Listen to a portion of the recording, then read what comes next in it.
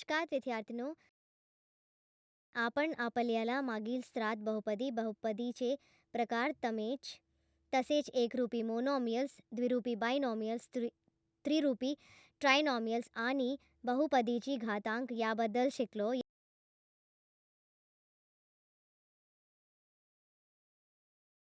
या सत्रात आपण बहुपदीची शून्य झिरो ऑफ ए पॉलिनॉमियल याबद्दल शिकणार आहोत. विषयावर जाण्यापूर्वी काही महत्त्वाचे मुद्दे चर्चा करूया. विद्यार्थ्यांनो, तुम्हाला माहिती आहे का एका बिंदूवर पॉइंट बहुपदीचे मूल्य काय असते तसेच बहुपदीचे मूल्य कसे शोधायचे हे तुम्हाला माहिती आहे का? शिकण्याचे उद्दिष्टे. या सत्रांतर तुम्ही खालील गोष्टी समजून घेऊ शकाल. पॉलिनॉमियल एक बिंदूवर मूल्य कसे समजून घ्यावे, पॉलिनॉमियलच्या एक बिंदूवर मूल्य कसे शोधावे, पॉलिनॉमियलचा शून्य कसा शोधवा, शेष सिद्धांत, घटक सिद्धांत,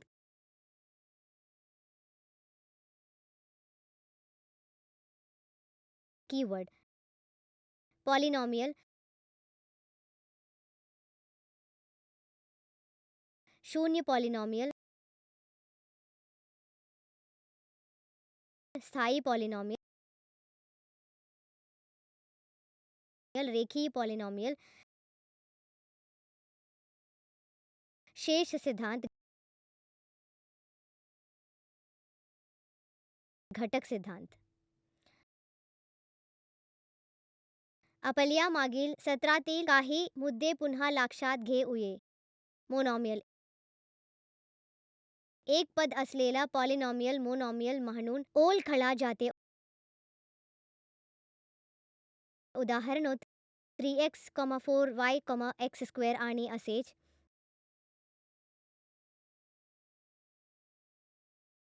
बायनॉमियल दोन पद असलेला पॉलिनॉमियल बायनॉमियल म्हणून ओळखला जातो.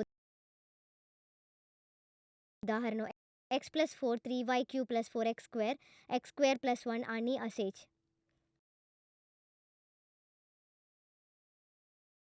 ट्रायनॉमियल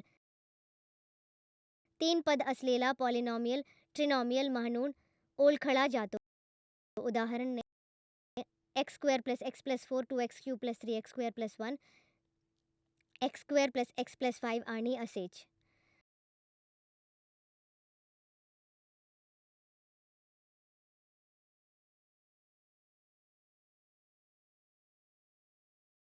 पॉलिनॉमियलच्या शून्यबद्दल आणि पॉलिनॉमियलच्या मूल्याबद्दल शिकूया. पॉलिनॉमियलचे मूल्य. पॉलिनॉमियल p×x चे मूल्य p×a असेल जेव्हा x a. p×a ला x a वर पॉलिनॉमियलचे मूल्य म्हणतात.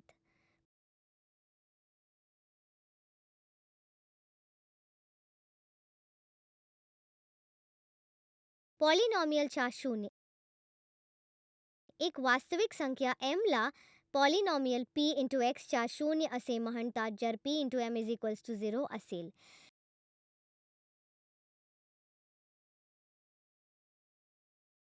हे x m वर p×x चे मूल्य म्हणून देखील ओळखले जाते आणि जर m शून्य असेल तर p×m 0.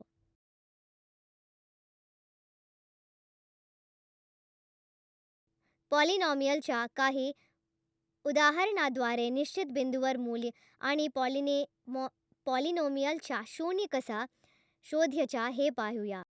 उदाहरण 1. जर p×x -x² - 2x + 6.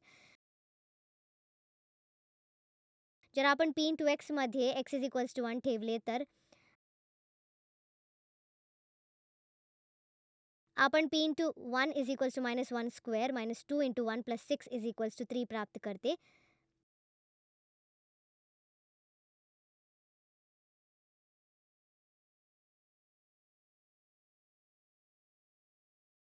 हे p×x चे मूल्य x 1 वर आहे.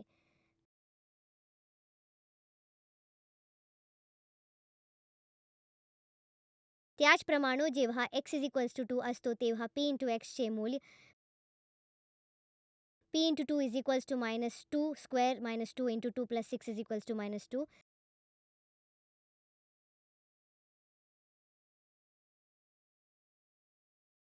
तर x इज इक्वल्स टू 2 वर -2 हे p इंटू एक्सचे मूल्य आहे.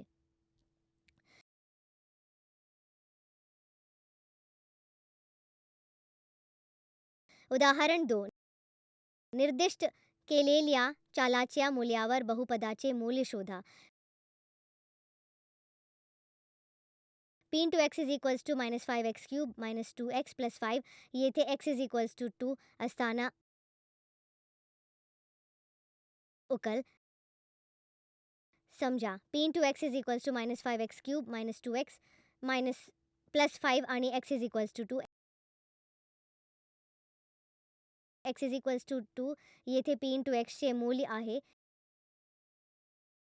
p into 2 is equals to -5 into 2 cube -2 into 2 plus 5 is equals to -40 -4 plus 5 is equals to -39.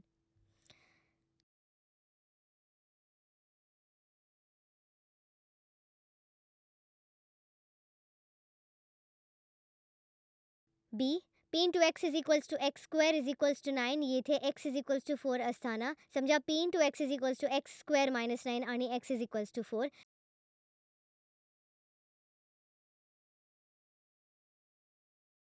x is equals to 4 येथे p इंटू एक्सचे मूल्य आहे. p into x is equals to 4 square -9 is equals to 16 -9 is equals to 7.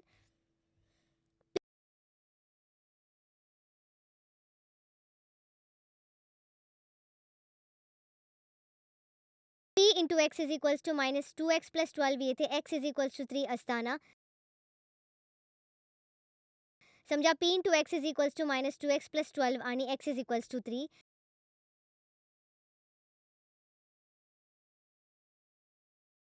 x is equals to 3 येथे p into एक्सचे मूल्य आहे. p into 3 is equals to -2 into 3 plus 12 is equals to -6 plus 12 is equals to 6.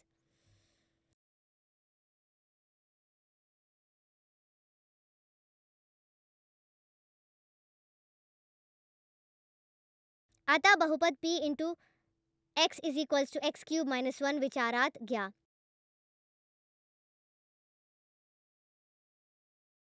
p into 1 चे मूल्य काय आहे. लक्षात घ्या की p into 1 is equals to 1 cube -1 is equals to 0. म्हणून p into 1 is equals to 0 असेल. यामुळे आपण म्हणतो की 1a p इंटू x या बहुपदाचे शून्य 0 आहे. तसेच आपण हे देखील पाहू शकतो की 5 हे r इंटू एक्सचे शून्य आहे जिथे r into x is equals to x -5. सामान्यतः आपण असे म्हणतो की कोणत्याही बहुपदाचे शून्य म्हणजे असे संख्या c जी p into c is equals to 0 हे समीकरण पूर्ण करते.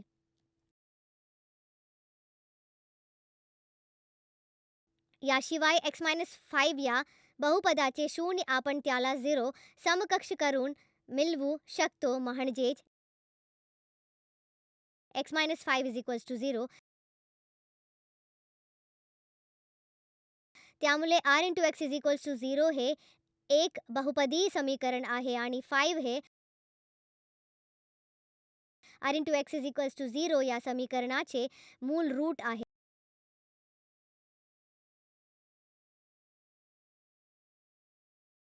म्हणून 5 हे x -5 या बहुपदाचे शून्य आहे किंवा x -5 इज इक्वल्स टू 0 या बहुपदी समीकरणाचे मूल आहे.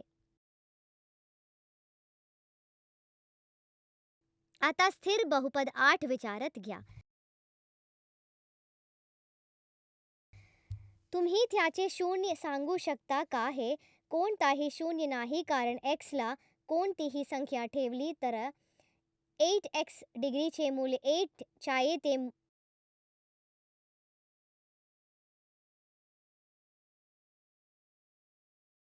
म्हणून शून्य नसलेल्या स्थिर बहुपदाला कोणतेही शून्य नसते. ठीक आहे विद्यार्थी हो. आता एक महत्त्वाचा प्रश्न उद्भवेल. शून्य बहुपदाची शून्ये कोणती असतात? शून्य बहुपदासाठी प्रत्येक वास्तविक संख्या हे त्याचे शून्य असते.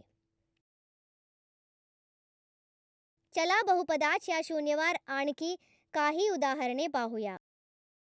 उदाहरण -4 आणि 4 ही संख्या x-4 या बहुपदाची शून्य आहेत का तपासा.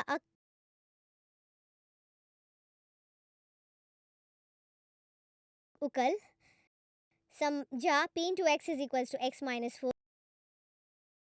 आता p into 4 is equals to 4 minus 4 is equals to 0.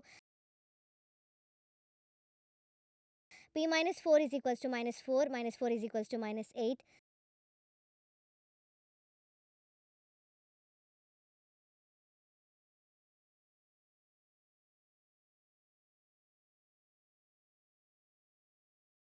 म्हणून फक्त 4h x-4 या बहुपदाचे शून्य आहे.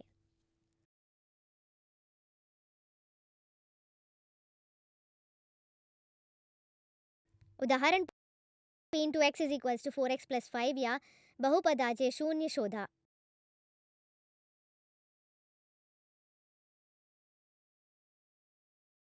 उकल दिलेले बहुपद आहे p into x is equals to 4x plus 5. बहुपदाचे शून्य शोधणे म्हणजेच p into x is equals to 0 या समीकरणाचे समाधान शोधणे. म्हणून 4x plus 5 is equals to 0.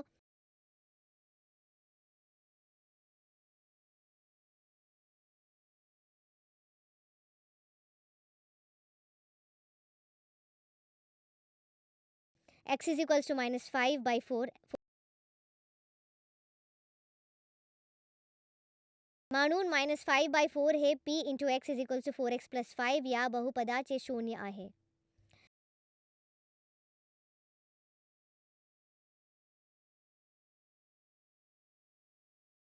आता p into x is equals to ax plus b या प्रकारच्या बहुपदासाठी शून्याची सामान्य स्वरूपात व्याख्या करूया. म्हणून ax plus b is equals to 0. x is equals to minus b. x is equals to minus b by a.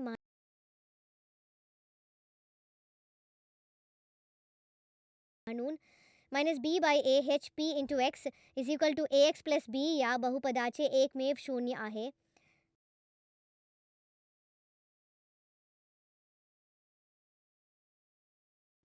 म्हणजेच रेषीय लिनियर बहुपदाला फक्त आणि फक्त एकच शून्य असते. उदाहरण 5 आणि 0 ही संख्या x² - 5x या बहुपदाची शून्य आहेत का तपासा. उकल दिलेले बहुपद p into x is equals to x² - 5x. आता p into 0 is equals to 0² - 5 into 0 is equals to 0.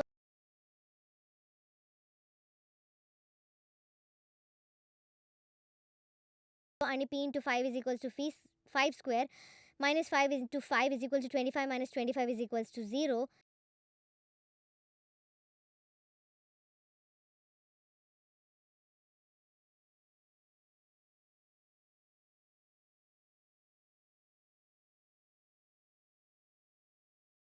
म्हणून 5 आणि 0 ही दोन्ही x² - 5x या बहुपदाची शून्य आहेत. चला उर्वरित शेष शोधन सिद्धांत आणि गुणोत्तर सिद्धांत तपासूया.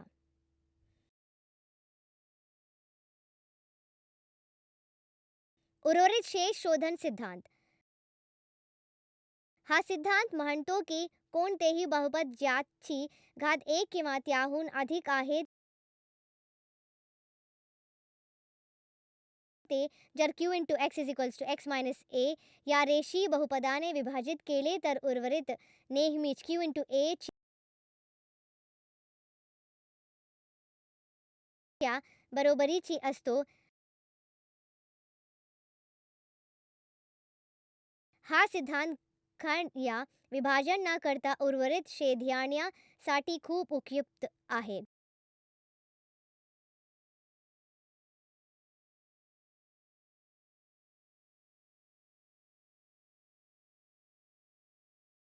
गुणोत्तर सिद्धांत. गुणोत्तर सिद्धांत म्हणतो की f × x हे कोणतेही बहुपद असेल ज्याची घात n ≥ 1 असेल आणि a ही कोणतीही वास्तविक संख्या असेल तर x - a हे f × x चे गुणोत्तर असेल जर f × a 0 असेल. म्हणजेच जर f × a 0 असेल तर x - a हे f × x चे गुणोत्तर असते.